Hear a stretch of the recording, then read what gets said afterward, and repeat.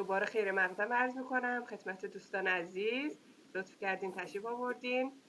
خب خدا رو شکر تعداد روز به روز داره بیشتر میشه و این نشون از اینه که ما داریم کارمون رو درست انجام میدیم و امروز هم آقای دکتر مسگری عزیز وقت خودشون رو در اختیار ما گذاشتن. خیلی ممنونیم از وقتتون و بفرمایید. بسیار عالی. حالا در ابتدا چون من مدت هاست دارم وبینار تدریس میکنم، این مبحث رو بگم اگر دوستان سوالی داشتن، چون من این صفحه رو مینیمایز میکنم، حتما علامت هند رو بزنن که بر اساس اون صدایی که تولید میکنه من متوجه میشم که سوالی هست و من در حال ارائه‌ام رو استاپ میکنم، متوقف میکنم و در حال به سوالات شما گوش میدم و پاسخگو خواهم بود. خب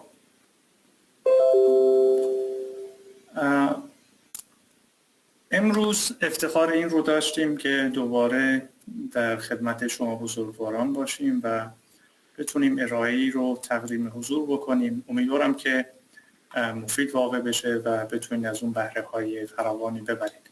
ابتداً اگر گذری بر بیوگرافی خودم داشته باشم، بنده ابراهیم مسگری هستم، دکترای آب و هواشناسی و تقریباً سال 2013 هم هست در حال تدریس هستم در انواع دانشگاه‌های کشور، نور آزاد و سراسری، و در حال حاضر هم در دانشگاه ارومیه حضور دارم و کلاً مهارت‌ها و علایق من بیشتر در حوزه برنامه‌نویسی‌های مطلب و پایتون هست و بر روی پایگاه‌های داده بیشتر بیگ دیتاها داریم کار می‌کنیم و کلاً علایق من در راستای مباحث مخاطراتی و تغییرات اقلیمی و همچنین مدل سازی و پیش‌نگری‌های آینده هست. مقاله‌ای که می‌خوایم براتون ارائه بدیم مقاله‌ای هست در زمینه آینده نگری یخبندان‌های دیررس و به هر حال زودرس پاییزه و دیررس بهاره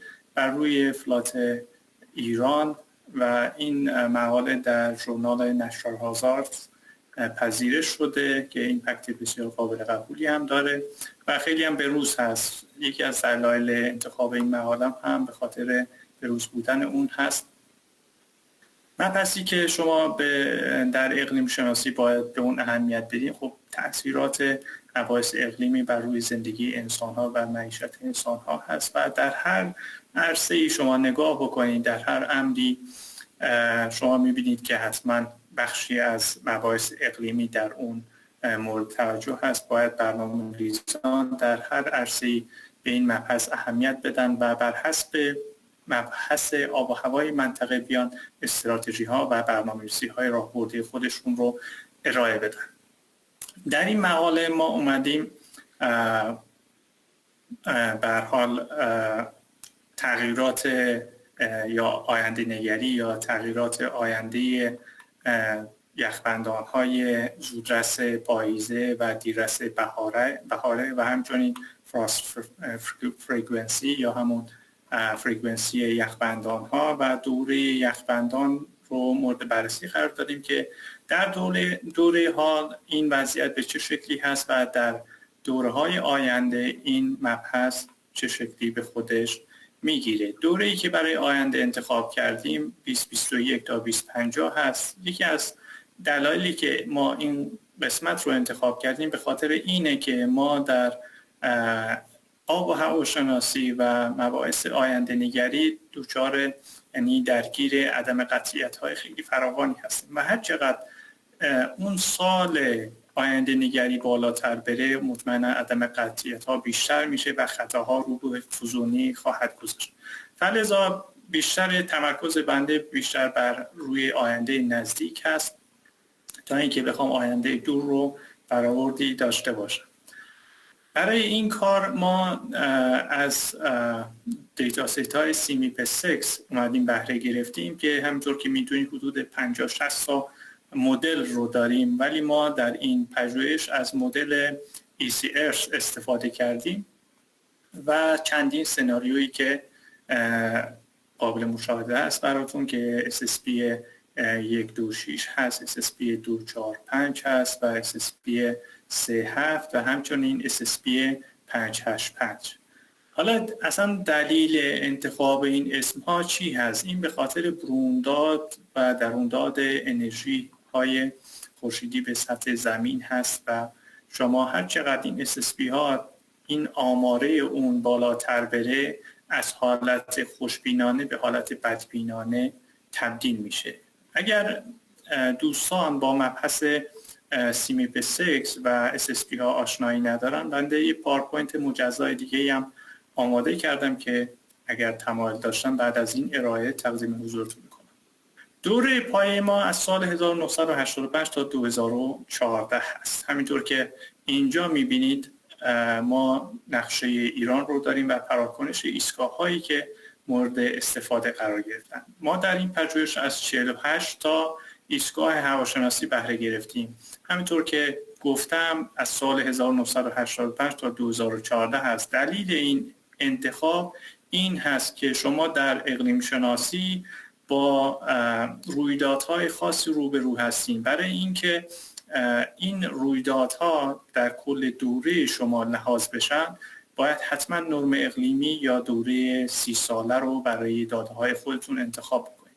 حالا بسیاری از عزیزان شاید اگر داده‌ای در اختیار نداشته باشن، میان یک دوره کمتری در نظر میگیرن، ولی به خاطر سیکل‌های متعددی که ما در حیطه اقلیم شناسی داریم موظف هستیم که نرم رو رعایت بکنیم، چون ما به هر حال گردش‌های جوی رو داریم، النینو و لانینو ها رو داریم و لکه‌های خورشیدی و خیلی از مباحث دیگه‌ای که اینها چرخه‌های چندین ساله رو دارن و باید حتما در اون دوره آماری شما طوری باشه که این چرخه‌ها یا سیکل‌ها رعایت بشه. برای این منظور ما برای اینکه بخوایم داده‌های GCM رو دانلود بکنیم از این سایت بهره گرفتیم. حالا با توجه به اینکه قولی هم به خانم دکتر دادم، حتما بعد از ارائه حتما گذری بر روی این وبسایت هم خواهیم داشت و نحوه دریافت این دیتاها رو برای شما تشریح خواهم کرد.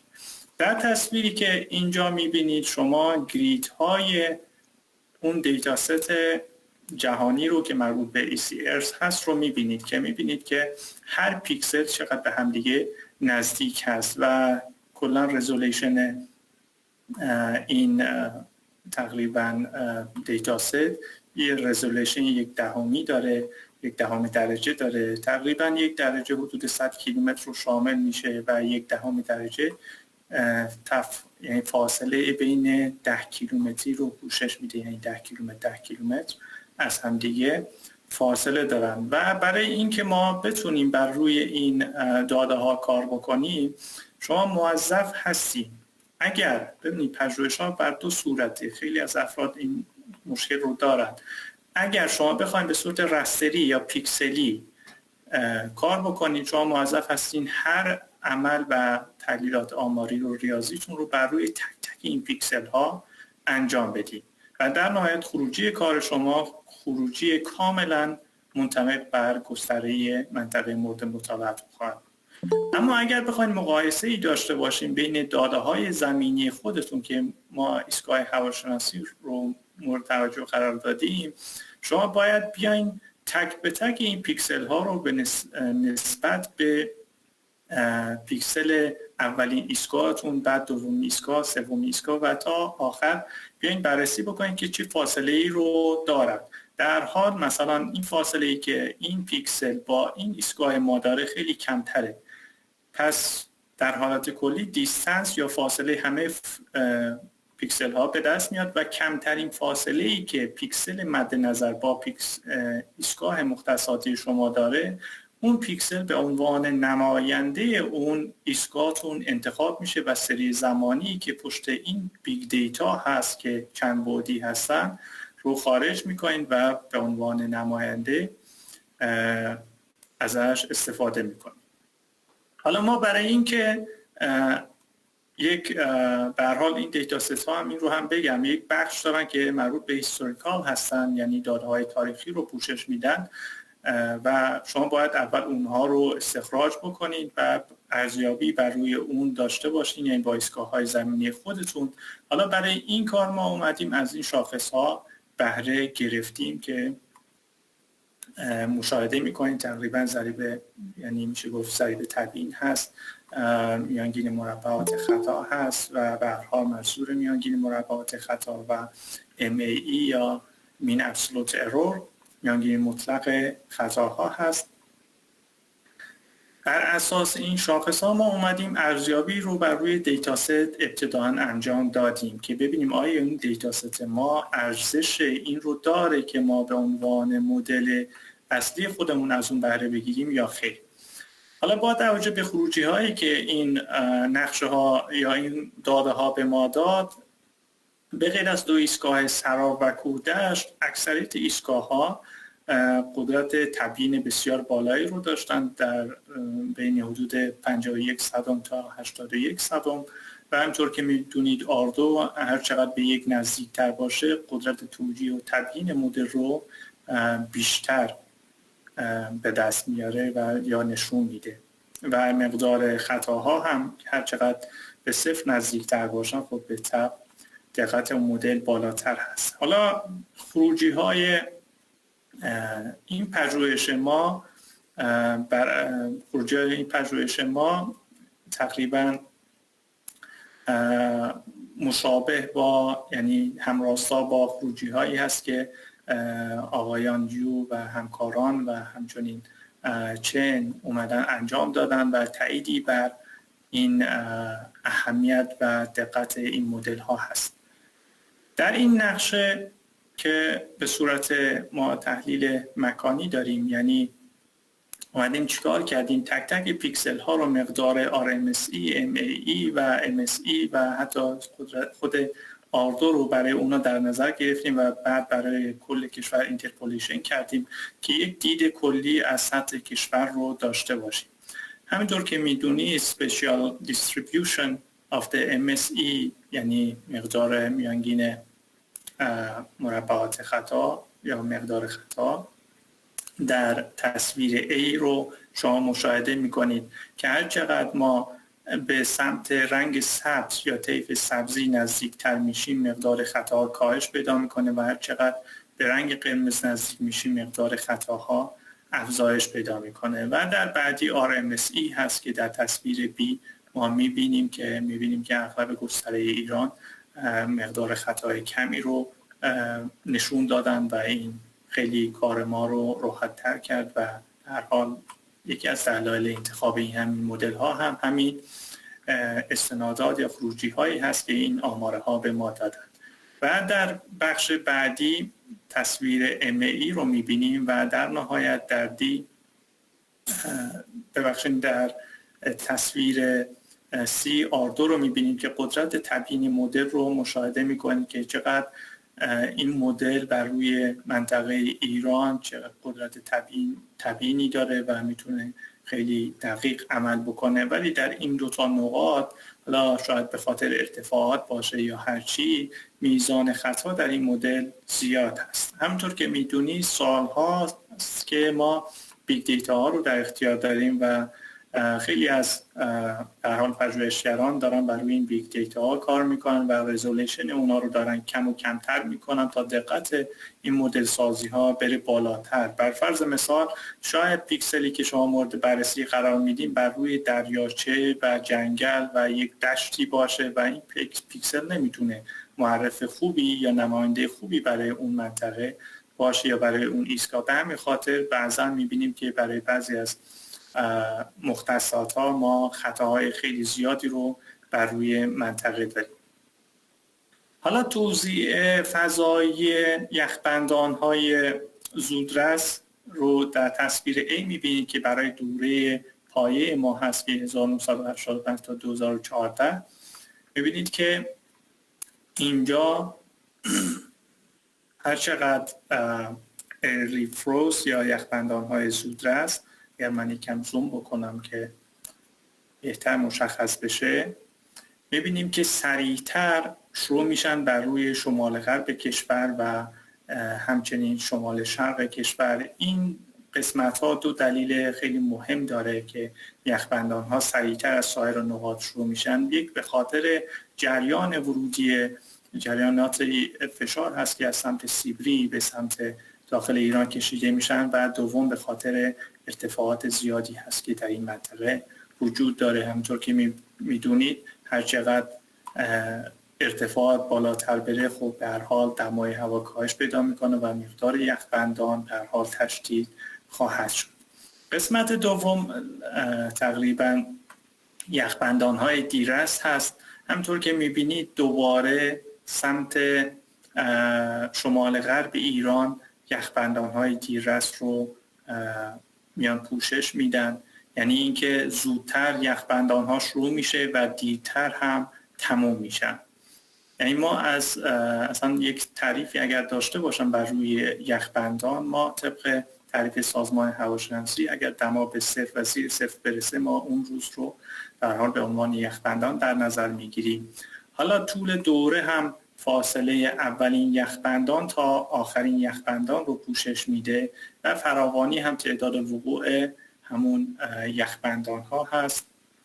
از وقتی که میگیم آغاز یخبندان یعنی روزی که اولین یخبندان به وقوع پیوسته ما اون رو به عنوان اولین روز یخبندان مشخص کردیم و آخرین روز یخبندان هم همینطور، یعنی آخرین روزی که یخبندان اومده به وقوع پیوسته اون رو ثبت کردیم. همینطور که میبینید ما در تقریبا جنوب کشور و به هر حال خصوص جنوب شرقی ما میبینیم که خیلی سریعتر یخبندان ها تموم میشن و طول دوره هم به هر حال به طب خیلی کمتر هست. این به خاطر اینکه یک شما هر چقدر به استوا نزدیکتر بشین خب میزان دما و به هر حال تا حدودی بالاتر خواهد رفت و هر چقدر به قطبین هم نزدیکتر بشین دما افزایش پیدا میکنه و با توجه به اینکه این نواحی هم نواحی پستی هستن و در حالت کلی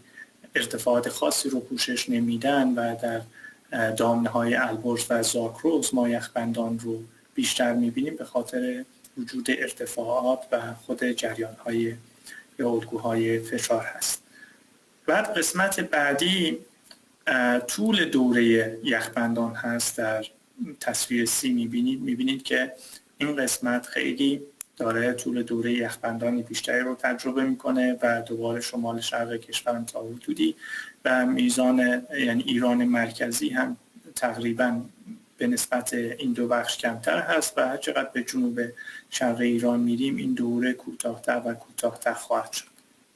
حتی بسیاری از مناطق هستن اصلا هیچ گونه یخبندانی رو در سال تجربه نمی کنن. و در نهایت قسمت دی فراست فرکانسی هست، یعنی تعداد یا فراوانی یخبندان ها هست که به هر حال وابسته به موارد قبلی هست و مطمئنا خودتون هم متوجه شدید دوباره تمرکز بر روی شمال غرب کشور هست. حالا اگر بخوایم SSB ها رو مورد بررسی قرار بدیم، این نقشه هایی که بهتون نشون دادم نقشه هایی هست که برای دوره پایه تهیه شده و همون دوره‌ای است که به هر حال ما از اون گذر کردیم و این SSB ها یا این نقشه ها هم مربوط به SSB ها و دوره آینده هست که از سال 2020 تا تقریبا 2050 رو پوشش میده که میبینیم که ببینیم چه رخدادی بر روی این تقریبا اولین یخبندان ها یا یخبندان های زودرس به وقوع میپیونده. تصویر اول مربوط به سناریوی 1.2.6 هست، یعنی 1.2.6 هست که خیلی خوشبینانه هست. میگه وضعیت یخبندان ها، شروع اولین یخبندان ها دوباره همونطور که میبینید در سمت شمال غرب سریعتر هست و سریعتر به وقوع میپیونده و دوباره باقی مناطق جغرافیایی هم به همین شکل هستند. حالا من از این گذر بکنم به خاطر اینکه 1 ساعت هم فرصت داریم. تقریبا یک دلیل توضیحی داره که همون مثل تصاویر قبل که براتون تشریح کردیم، پاورپوینت هم در اختیارتون میذاریم که به دقت بیاین اونا رو مورد بررسی قرار بدین. و در این قسمت هم آخرین یخبندان ها رو میبینیم که دوباره مناطق شمال غرب کشور اومدن که این آخرین یخبندان ها یا دیرترین یخبندان ها رو هم تجربه کردن. اگر کلا این تصاویر رو نگاه بکنید، اگر کنار هم دیگه بذارین یک توجیهی بیشتری برای این مبحث دیده میشه و بخش فرکانسی یا فراوانی یخبندان ها هم به همین شکل تقریبا از یک الگویی پیروی میکنن که مطمئن هر چقدر طول دوره یخبندان بیشتر باشه، مطمئنا میزان یخبندان هایی هم که در منطقه به عبور پیوسته بیشتر هست. و مبحث خیلی مهمی که وجود داره این هم که دوره یخبندان هست و این قسمت که خیلی مهمه و خروجی کار ما رو داره نشون میده این هست. میگه توزیع فضای تغییرات، یعنی تغییرات اولین یخبندان ها یا یخبندان های زودرس و دیررس و همچنین خود فراوانی ها و خود طول دوره بر روی منطقه در مقایسه با دوره پایه ما چه حالتی رو به خودشون گرفتن.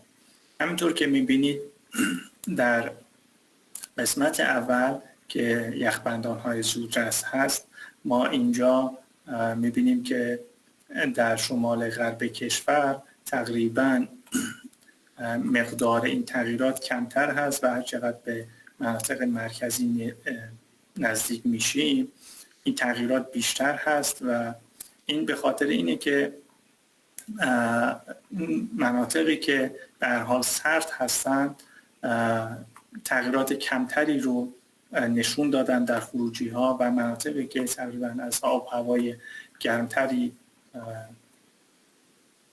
در حال آب هوای گرمتری دارن تغییرات بیشتری رو پوشش دادن. به خصوص در تصویر B که آخرین یخبندان ها رو داریم، اینجا هم تعداد یخبندان ها اگر اینجا رو دقت بکنید بعضی از مناطق حتی آخرین یخبندان ها کاهش پیدا کرده، ببینید منفی هستن. و وقتی که ما میگیم اینجا که کمترین سبز هست 2 هست و قرمز مثلا تقریبا 30 هست، یعنی اولین روز یخبندان 2 روز جلو روی داشته و این قسمت هم که 30 روز هست یعنی اولین تجربه یخبندان 30 روز جلو روی داشته. یعنی اینکه به جای اینکه مثلا بر فرض مثال در ماه مهر به عبور پیونده اومده در آبان اون یخبندان رو تجربه کرده. و در این تصویر هم بعضی از مناطق هستن مناطق سبز رنگ اگر نگاه بکنید و در کلیات ایران همه منفی هست. یعنی این یک دلیل محکمی هست بر اینکه ما در ایران افزایش دما رو شاهد هستیم. چرا؟ وقتی که ما افزایش دما رو شاهد هستیم یک آخرین یخبندان های ما کمینه میشه، یعنی کمتر میشه دیگه. این یخبندان ها مثلا در فروردین و اردیبهشت و اینا به عبور نمیپیونده و یکم عقب‌تر میرن و اینجا هم به همین شکل اولین یخبندان ها جلو روی دارن، یعنی اینکه به سمت جلو میل میکنن و در ماه‌های دیگه و در کل طول دوره کاهش پیدا میکنه. الان اینجا اگر میزان فرکانسی یخبندان ها رو نگاه بکنیم در تصویر فکر کنم نمیدونم چرا این دوتا رو سی و دی نوشتم، اینجا دیوریشن هست، میگه مقدار دوره یخبندان ها در مناطق سبز رنگ ببینید بیشترین حالت کمینگی رو داره، یعنی کاهش پیدا کرده و در مقدارهای قرمز این مقدار تا حدی کمتر هست و در این نقاط تقریبا میبینیم که 7 روز یا 4 روز طول دوره کاهش پیدا کرده. یا شاید اگر از لحاظ چولگی و اینا هم بررسی بکنیم یا اون چولگی به سمت راست یا چپ و اینا هم میشه مطرح کرد و میزان فراوانی یخبندان هم اینجا میبینید که همه منفی هستن و کاهش پیدا کرده و مناطقی که سبز رنگ هستن بیشترین مقدار کاهش یخبندان رو تجربه میکنن. شاید بعضی از نقاط میاد مثلا 20 روز 30 روز یخبندان داشته، کم کم دیگه در آینده اون یخبندان ها رو هم شامل نمیشه و یکی از دلایل این که ما شاهد تغییر بارش هم هستیم، از حالت جامد به مایع، همین تغییرات تقریبا گرمایی هستن که به ما این مبحث رو خاطر نشان میکنه. اما اگر به بحث نتایج بپردازیم، یعنی میگه دمای کمینه در آینده به نسبت دمای کمینه یا دمای حداقل در دوره پایه کاهش پیدا میکنه، افزایش پیدا میکنه، یعنی دماها به درجات بالاتری میرسن و با توجه به این افزایش دمای حداقل و آغاز و خاتمه یخبندان ها و فراوانی و طول دوره هم مطمئنا دستخوش تغییر میشه. و یک مبحثی که مطرح هست این هست که اگر ما شاهد تغییرات وقوع یخبندان و افزایش دماهای حداقل هستیم، این مبحث در مباحث کشاورزی خیلی مورد توجه قرار میگیره که مثلا خیلی سریعتر مثلا درختان وقتی که به هر حال طول دوره کاهش پیدا میکنه، آخرین یخبندان ها به وقوع میپیوندن و این کاهش پیدا میکنه، شرایط فونولوژیکیشون اینطوری ایجاد میکنه که شروع میکنن به گلدهی کردن و رشد کردن و در نهایت میتونه ریسک تقریبا از بین رفتن اون گیاه بیشتر بشه، چون مطمئنا وقتی که دما کاهش پیدا میکنه، دما افزایش پیدا میکنه، ما گیاهان شروع به گلدهی میکنن، یک لحظه شاید یک یخبندانی رو داشته باشیم که همه اون در حال گیاهان و اون شکوفه‌های درختان رو از بین ببره. پس لازم هست خیلی از مباحث کشاورزی هم به این مبحث باید اهمیت بدن. مثلا به خاطر تغییرات اقلیمی که صورت گرفته و تغییرات دمایی که در وضعیت ایران میبینیم، خیلی از محصولات دیگه مثلا مناسب اون منطقه نیستن و به هر حال باید کارشناسان این رو مورد توجه قرار بدن و محصولاتی که برای اون منطقه مناسب تر هست رو پیدا بکنن و بتونن در این امر مورد توجه قرار بدن. و لازم هست که به هر حال تشکر هم بکنیم از سازمان هواشناسی کشور و وبسایت ESGF که به هر حال امکان این بررسی رو برای ماها فراهم کردن.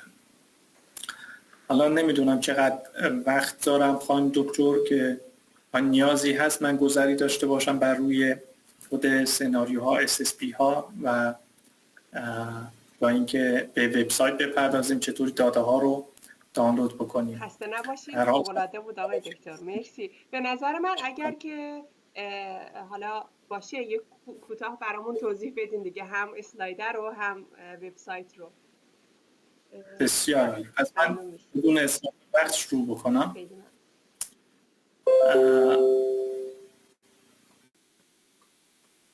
ببینید در مبحث روند تغییرات دما، همطور که روند رگرسیونی وضعیت دما رو می‌بینیم، ما به صورت دهه‌ای حدود 6 درجه افزایش دما رو داریم. در حالت کلی تقریبا از سال 1991 این روند که قبلا به صورت 0.3 بود شدیداً 2 برابر شد و افزایش و شیب بیشتری به خودش گرفت. این پاورپوینت یا این اطلاعات رو من از پاورپوینتی که جناب آقای دکتر باباییان تهیه کردم استفاده کردم، در روی از ایشون هم سپاسگزارم. این هم شاخص وضعیت خشکسالی رو نشون میده که هر چقدر به هر حال وضعیت بارش از حد نرمال کمتر بشه میاد اون رو به صورت خشکسالی میبینیم و هر چقدر افزایش پیدا میکنه به صورت ترسالی هست. همونطور که میبینید از سال 1385 و حتی 78 ما شاهد افزایش خشکسالی هستیم و شاخص SPEI این مورد رو به وضوح نشون میده. اگر توضیح مکانی خشکسالی هم بپردازیم، از سال 1366 تا 1395 قشنگ و دقیق این توضیح مکانی نشون داده میشه که وضعیت کشور به چه سمت و سوی کشیده میشه. حالا مبحث دیگه ای که در مباحث تغییرات اقلیم خیلی جالب توجه هست میزان افزایش دمای SST اقیانوس ها هست، یعنی sea surface temperature هست. همینطور که میدونید این به هر حال خود دمای اقیانوس‌ها در روند تغییرات دمایی جهان خیلی تاثیرگذار هستند و خیلی از نگرانی‌ها هم این هست که اون چرخه‌هایی که در اقیانوس‌ها وجود داره تغییر بکنه و مشکلاتی رو پیش رو بیاره و خود اقیانوس‌ها هم میان چیکار میکنن؟ دی اکسید کربن رو میبلعن و در خودشون ذخیره میکنن و یکی از مباحثی که ما شاهد افزایش شدید CO2 نیستیم به خاطر این بلعیدن یا هضم CO2 در اقیانوس‌ها هست. به قول یک استادی گفتن حالا روزی که بخواد این روند برعکس بشه و خود اقیانوس این رو به جو بده چه دوران وحشتناکی خواهد شد. حتی خود کمفشارهای سامانه‌های کمفشار، سامانه‌های فشار جهانی هم دارن دستخوش تغییر میشن و اینجا با توجه به شاخص منکندالی که مورد بررسی قرار گرفته این مهم مورد تایید قرار گرفته و به سوه 95% اطمینان خودش رسیده و این روند رو نشون میده. و حتی خود قطب‌ها وقتی که ما میگیم گرمتر میشن باعث کاهش گرادیان دمایی بین قطب و استوا میشن و خود این باعث تضعیف الگوهای فشار و به هر حال سرعت بادها میشه. همونطور که اینجا هم میبینید حتی شکستگی اوجوجات رودباد جنب قطبی هست و افزایش رخدادهای حدی هم داریم. یعنی اگر هر 1 درجه گرمایش جهانی اتفاق بیفته 7% بر ظرفیت نگهداشت بخار آب در جو اضافه میشه. حالا تصور بکنید اضافات به همین میزان هم باعث شدت بارش‌های سنگین میشه، پس احتمال فراوانی سیل و مخاطرات از همین دست هم خیلی زیاد هست و اینجا هم تواتر بارش‌های سنگین رو و شدت خشکسالی ها رو نشون میده و در گزارش ششم سطح گرمایش جهانی بیشتر منجر به بارش بیشتر میشه. البته نیمه شمالی و غرب ایران در سطوح مختلف گرمایش جهانی تغییرات بارشی گرایش به کمتر از نرمال رو تجربه خواهند کرد، یعنی بخش شمالی و غرب ایران روند بارش کمتر میشه که به جز جنوب و جنوب شرق که گرایش بیشتری رو دارن. جنوب شرق هم به خاطر بارش‌های مونسونی هست که وجود داره از اقیانوس هند این مباحث انجام میشه. اما مبحثی که برای این مدل ها بسیار مورد نیاز هست روش های تصحیح بایاس هست. یعنی شما اگه بخواید از این دیتا های ما استفاده بکنید باید از تصحیح بایاس بهره بگیرین. اگر برنامه نویسی بلد نیستین پیشنهاد میکنم که حتما برنامه نویسی یاد بگیرید. یکی از مضرات و ویروس هایی که در جامعه ما افتاده این ندونستن امر برنامه نویسی هست که بسیار هم ساده است. میتونید از نرم افزار CM Height بهره بگیرید که انواع روش های بایاس کورکشن رو برای شما گفته. حالا با توجه به این که ما با تقریبا چی میشه گفت اسمش چی بود عدم قطعیت ها روبرو هستیم، شما میتونید چند تا مثلا 10 تا 15 تا مدل رو مورد بررسی قرار بدین و 5 مدل برتر رو بر اساس وزندهی که حالا انواع روش ها هست، مثلا یکیش آنتروپی هست، بیاین میانگین بگیرین که عدم قطعیت ها کاهش پیدا میکنه. سناریوهای SSP یک ببینید مسیر سبز و توسعه پایدار هست، یعنی همه چیز رو گل و بلبل در نظر میگیرن و میگه در آینده هم میزان CO2 به 400 ppm در سال 2100 میرسه، یعنی کاهش پیدا میکنه این روند چون در حال حاضر از این مقدار بیشتر هست. سناریوی SSP2 مسیر میانه هست، یعنی اینجا ما روندهای اقتصادی و اجتماعی و فناوری جامعه تغییر چشمگیری نسبت به وضعیت موجود نخواهند داشت و در حال رشد توسعه همونطور که الان هم اینطور هست به صورت ناهماهنگ پیش میره، در حالی که برخی کشورها پیشرفت‌های خوبی رو تجربه میکنن اما برخی کشورها انتظارات رو برآورده نمیکنن. نهادهای ملی و بین‌المللی برای نیل به اهداف توسعه هزار تلاش میکنن، در حالی که تخریب سیستم‌های محیطی وجود خواهد داشت، اما پیشرفت‌هایی هم که در این زمینه پیشرفت‌هایی هم به هر حال برای کمینی کردن این مباحث پیدا میشه و در مجموع شدت مصرف انرژی کاهش خواهد یافت. ببینید این موردی که خوشباورانه است، نابرابری ادامه یافته یا قدری بهبود می‌یابد، به خاطر اینکه وجود انرژی‌های تجدیدپذیر هست. پس وقتی که ما بحث از SSP می‌کنیم، همه این سناریوها بر روی اون گنجانده میشن و بر اساس همه این زوایا هست که این SSP ها طراحی میشن، چون ما خبری از آینده نداریم که چه چیزی پیش روی ما هست. پس حتما از SSP وقتی که میگیم از سیمیپ 6 بهره بگیریم. چرا؟ چون جدیدترین نوع داده هایی هست که در اختیار داریم. اگر سیمیپ 7 اومد منتشر شد، بلافاصله این سیمیپ 6 منسوخ میشه و میاد به هر حال ویژگی‌های جدیدتر و بروزتری رو در اون هماهنگ میکنه. پس دقیقاً شما باید بدونید وقتی که ما به شما میگیم از RCP ها استفاده نکنین، در RCP ها از خیلی از این زوایا بهش نگاه نکردن و بعدها که پژوهشگران بهش میرسن میان اون رو به مبحث اضافه میکنن. وضعیت CO2 رو در انواع SSP ها میبینیم که از سال 2000 تا 2100 به چه شکلی هست و اگر بخوایم سناریوهای تغییر اقلیم مثلا GDP و به هر حال population میزان جمعیت هم ببینیم، در این پاورپوینت برای شما در دسترس هست که در اختیارتون میذارم. میزان CO2 و global mean temperature یا میانگین دمای جهانی هم در این نمودارها دیده میشه و حتی نوع سوخت‌هایی که مورد توجه قرار گرفته در SSP ها که شما باید بدونید که مثلا در این سناریوها زغال سنگ ها، نفت، گاز و در حال حتی انرژی اتمی و انرژی های تجدیدپذیر و اینا هم لحاظ شده و این قسمت هم انرژی ها هست که مثلا حالت میانه 2.6 وات بر متر مربع هست و این قسمت هم که مبحث CO2 رو داره برای شما در انواع SSP ها توجیه میکنه. حالا بدون اسلاف وقت من برم رو مبحث، البته اگه سوالی نیست تا سیستم ما قطع نشده، من بپردازم به نحوه دریافت داده ها در سایت ESGF. ببینید مبحثی که خیلی مطرح هست اینه که ما هم از خیلی از این شاید متغیرها آگاه نباشیم. شما باید بر اساس اندوخته خودتون پیش برید. اول اینکه باید لاگین بکنید و اونجا ثبت نام میکنید و لاگین میکنید.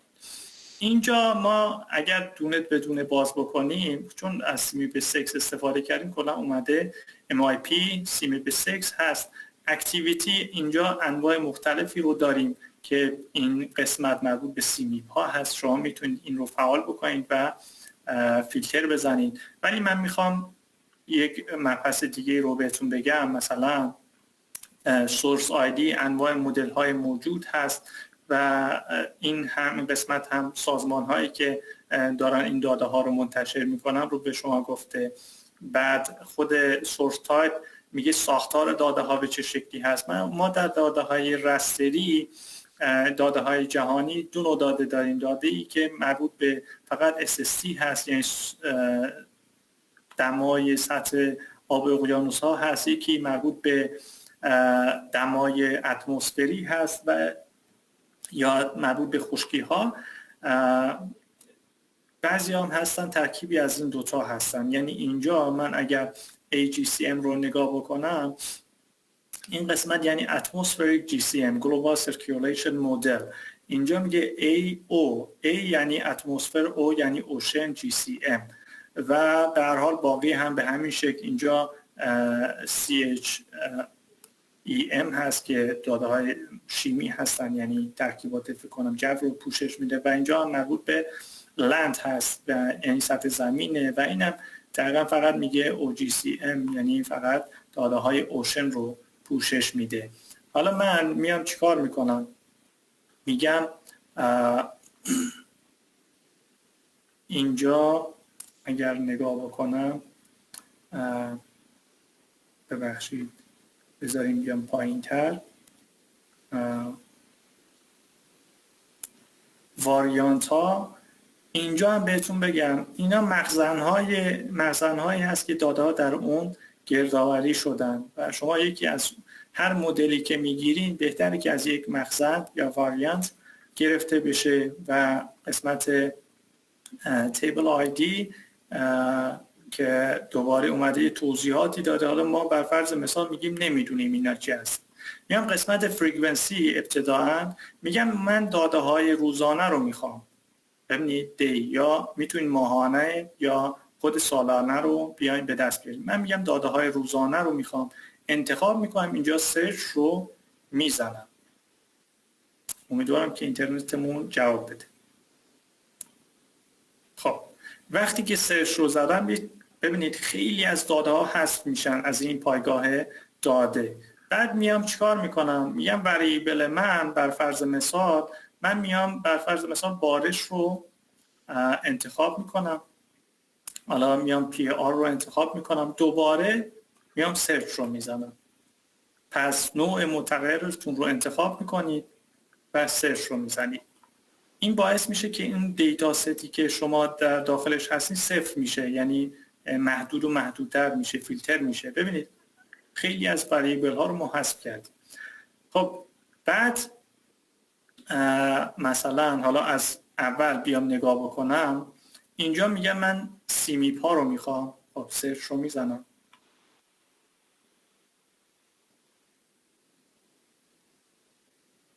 بعد میام قسمت سورس آیدی، انواع مدل ها میاد. ما میگیم حدود 40-50 تا مدل داریم، به همین خاطره.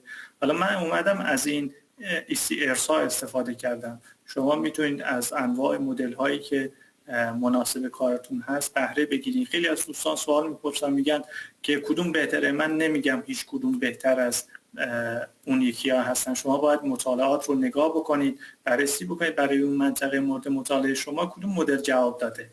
پس یا باید ارزیابی کلی داشته باشین یا اینکه مقالات قبلی رو مورد توجه قرار بدین که نتایج به کدوم مدل ها اشاره میکنه. حالا مثلا این مدل ماکس پلانک آلمان هست که اینجا HR و LR. HR یعنی های رزولوشن، دقت بالاتری داره. حالا مثلا من اون رو انتخاب میکنم، سرچ رو میزنم. خب دوباره محدودتر شد. ببینید بعد اینجا ببینید واریانت ها هستن. واریانت ها کاهش پیدا کردن.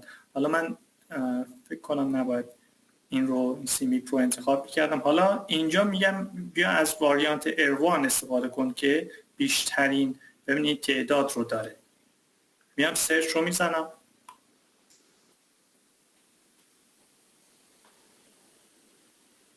بعد میام قسمت مهم کار. اینجا البته مثلا یک نگاهی بندازم لیبل. بذارید من این رو حذف بکنم، این سیمیپ رو.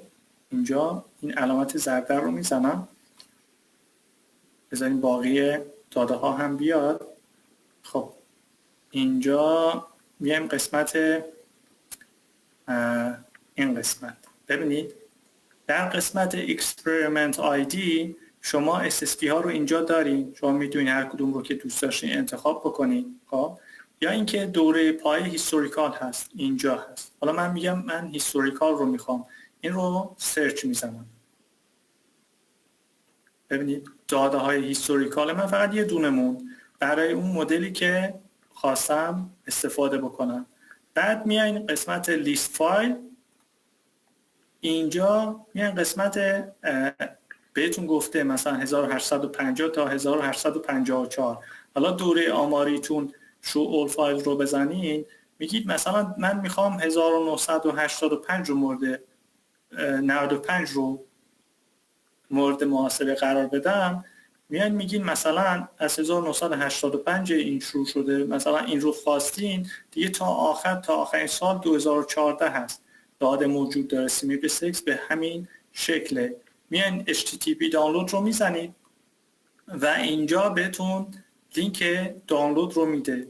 من اگر این رو صورت دانلود ویت IDM بزنم ببینید میاد میگه حجمش اینه و شما میتونید استارت بکنید دانلود رو.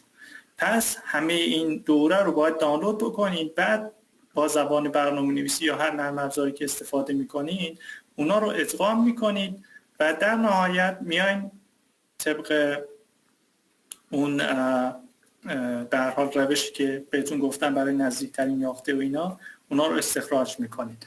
خب من فکر کنم وقتم کم کم تموم شد. خیلی ممنون، تشکر. خیلی سریع رفتم. دست شما در نکنه آقای دکتر. دوستان سوال، فقط وقتمون خیلی کمه، 5 دقیقه. سوال اگر که دارین از دکتر بپرسین میتونین میکروفونتون رو باز بکنین، خودتون سوالتون رو بپرسین.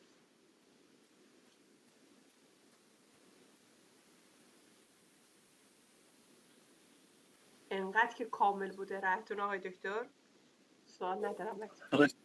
من اینقدر بدقولی کردم گفتم کامل. ارائه بی‌نظیرتون آقای دکتر، خیلی تشکر دارم از توضیحات کامل و مخصوصا اطلاعات کاربردی که از نحوه دانلود دیتا و بحث پروسس اون هم در مقاله مورد بررسی قرار دادین و هم اون رو با اشتراک گذاشتین که چجوری میشه بهشون دسترسی داشت. واقعا بسیار کاربردی، جامع و کامل بود، جوری که اکثر سوالای بنده رو پاسخ داد. خیلی ممنونم از لطفتون. زنده باشین، متشکرم. دوستان بقیه سوالی نیست؟